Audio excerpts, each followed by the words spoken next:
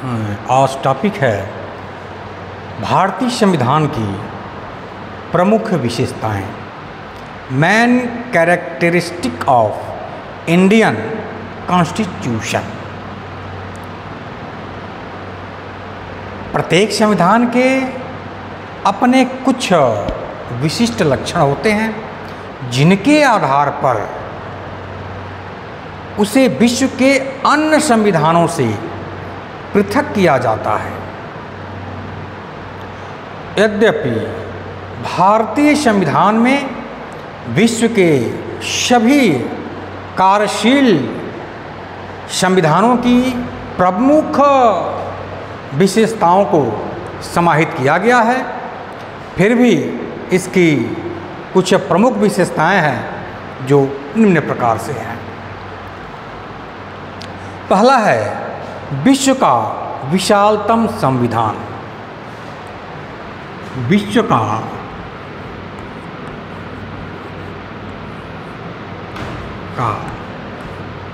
विशालतम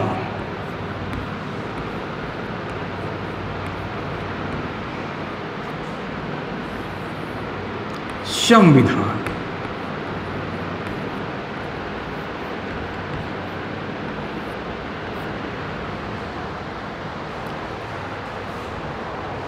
Ivor Jennings ने भारतीय संविधान को विश्व का सबसे बड़ा तथा विस्तृत संविधान कहा है।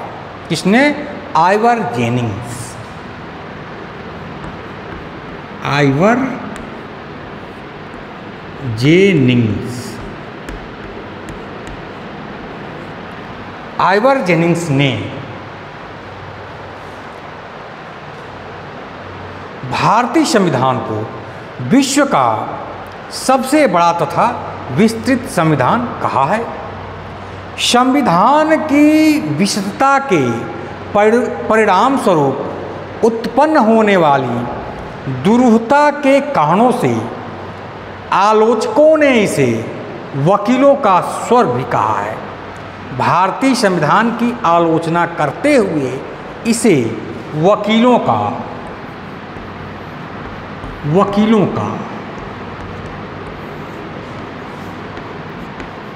स्वर्ग कहा गया है। भारतीय संविधान को वकीलों का स्वर्ग कहा गया है। अब कुछ संविधानों से हम कंपैरिजन भी कर लें कि किस आधार पर विश्व का सबसे विशाल संविधान है। अमेरिका के संविधान में मात्र 7 अनुच्छेद हैं। अमेरिका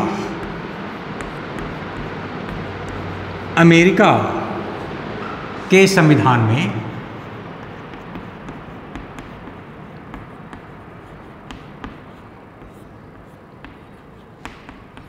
सात अनुच्छेद हैं।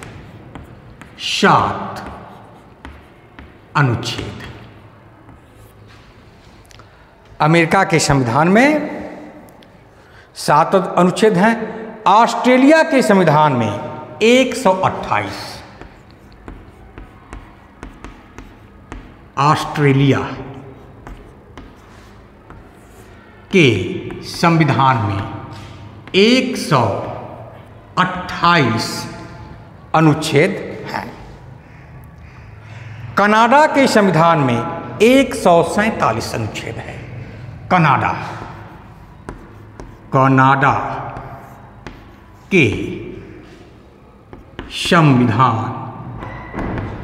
के संविधान में 147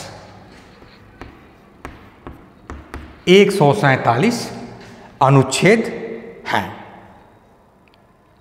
अफ्रीका के संविधान में 253।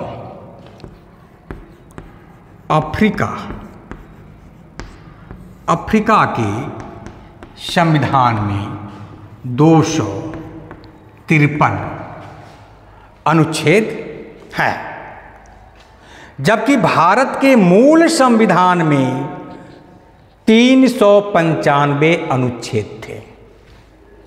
भारत के मूल संविधान में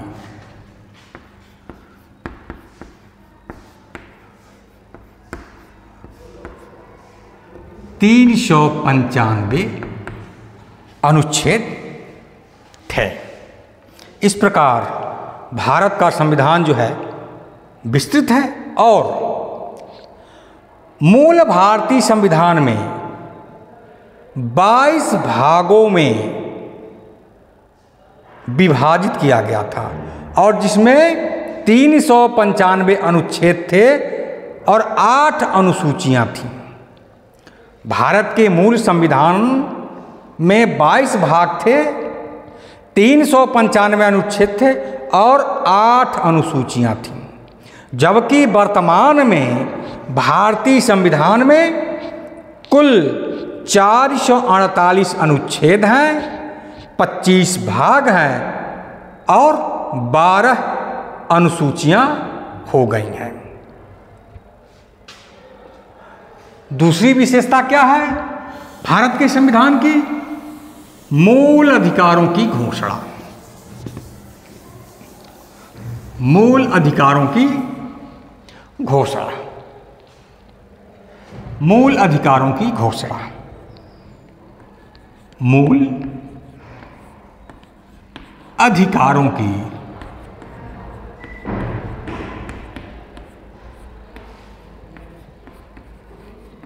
घोषणा।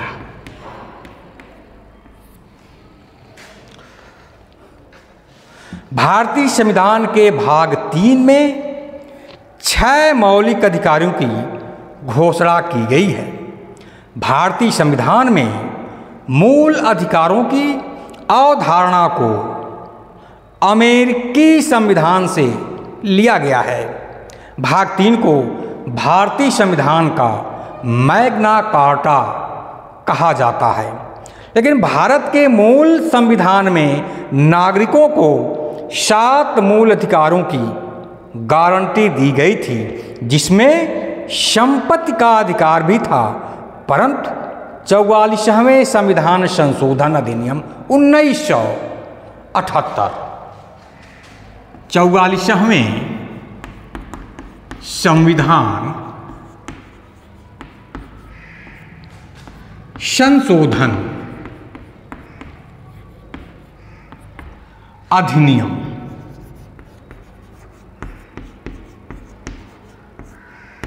1978 में 44वां संविधान संशोधन होता है। इसमें संपत्ति के मूल अधिकार को भाग 3 तथा मूल अधिकारों की श्रेणी से हटा दिया जाता है। संपत्ति को 44वें संविधान संशोधन के द्वारा मूल अधिकार के श्रेणी से हटा दिया जाता है। अब संपत्ति को विधिक अधिकार, संपत्ति को विधिक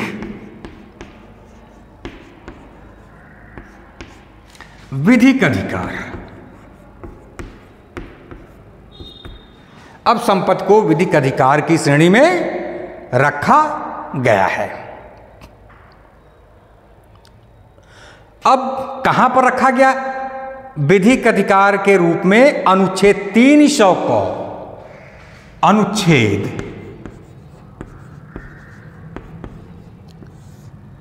300 को संपत्ति के अधिकार को विधिक अधिकार के रूप में अनुच्छेद 300 क के अधीन समाविष्ट कर दिया गया है। अब 6 मूल अधिकार कौन कौन से थे, हम इसको भी बता रहे हैं। वर्तमान में कौन कौन से 6 मूल अधिकार हैं? क्षमता का अधिकार, 6 मूल अधिकार। 6 मूल अधिकार में क्या है? पहला है क्षमता का अधिकार। क्षमता का अधिकार अनुच्छेद 14 से 18।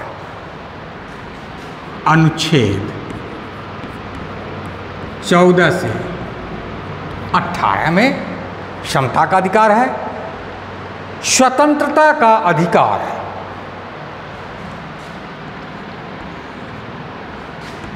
स्वतंत्रता का अधिकार, स्वतंत्रता का अधिकार अनुच्छेद 19 से अनुच्छेद 19 से 22, अनुच्छेद 19 से 22 स्वतंत्रता का अधिकार हो गया। तीसरा है शोषण के विरुद्ध अधिकार। तीसरा शोषण के विरुद्ध अधिकार।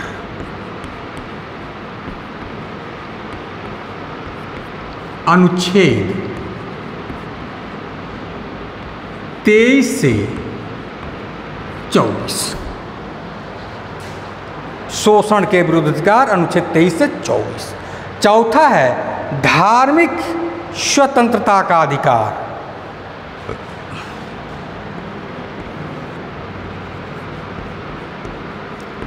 धार्मिक स्वतंत्रता का अधिकार, अनुच्छेद 25 से 28। धार्मिक स्वतंत्रता का अधिकार अनुच्छेद 25 से 28। संस्कृति व शिक्षा का अधिकार।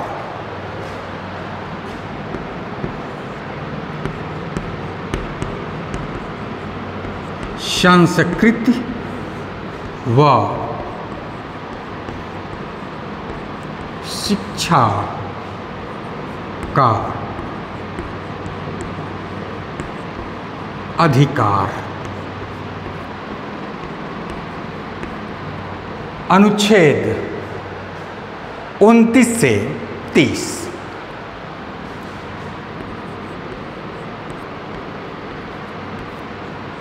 और छठवां है संवैधानिक उपचारों का अधिकार।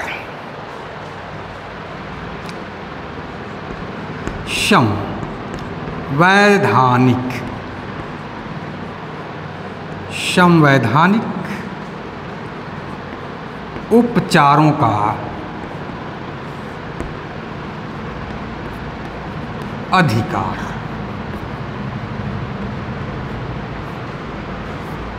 यह है अनुच्छेद 32।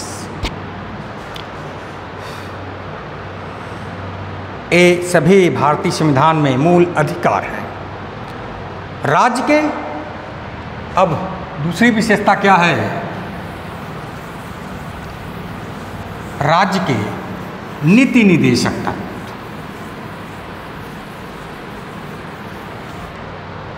राज्य के नीति निदेशक तत्व। राज्य के नीति निदेशक तत्व।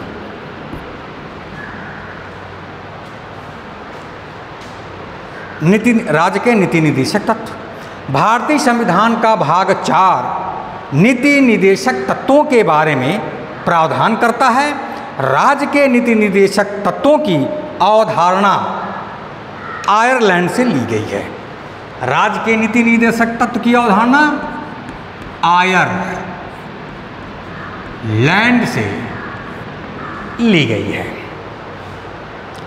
मतलब आयरलैंड के संविधान से राज्य के नीति निदेशक तत्व की अवधारणा का सिद्धांत लिया गया है।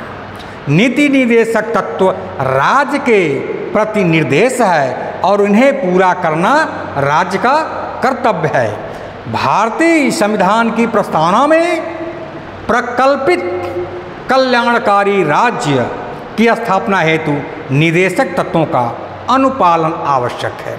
कल्याणकारी राज्य की स्थापना के लिए निदेशक तत्वों का अनुपालन आवश्यक है। ग्लैडविन ऑस्टिन ने नीति निदेशक तत्वों को राज्य की आत्मा कहा है। ऑस्टिन ने नीति निदेशक तत्व को राज्य की आत्मा कहा है। ऑस्टिन ने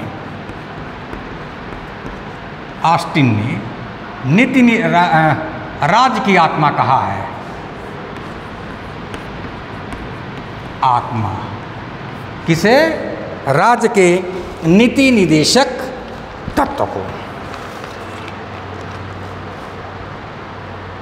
संविधान के 26वें तथा 42वें संशोधनों द्वारा निदेशक तत्व के महत्व को बढ़ाकर उन्हें मूल अधिकारों पर प्राथमिकता दे दी गई है।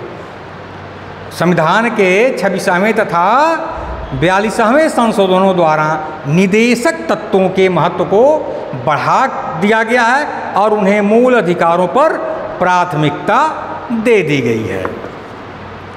अब है अगला विशेषता, नम्यता तथा अनम्यता का अनोखा सम्मिश्रण। नम्यता तथा अनम्यता का मिश्रण। नम्यता तथा अनम्यता का मिश्रण। भारतीय संविधान नम्यता तथा अनम्यता का अनोखा मिश्रण है। भारतीय संविधान के अधिकार प्रावधान विशेष बहुमत द्वारा संशोधित किए जा सकते हैं।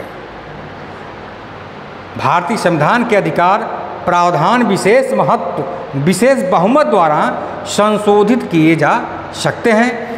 केवल कुछ प्रावधानों के संशोधन के लिए ही आधे राज्यों की अनुसमर्थन की आवश्यकता होती है। इस प्रकार भारतीय संविधान न तो आवश्यक रूप से अनम्य ही है और न ही अत्यधिक कठोर, बल्कि इसमें दोनों का उचित समन्वय है। फिर भी जोनिंग्स ने भारतीय संविधान को आवश्यकता से अधिक कठोर कहा है, परंतु केसी वियर के अनुसार भारतीय संविधान अधिक कठोर तथा अधिक लचीले के मध्य एक अच्छा संतुलन स्थापित करता है।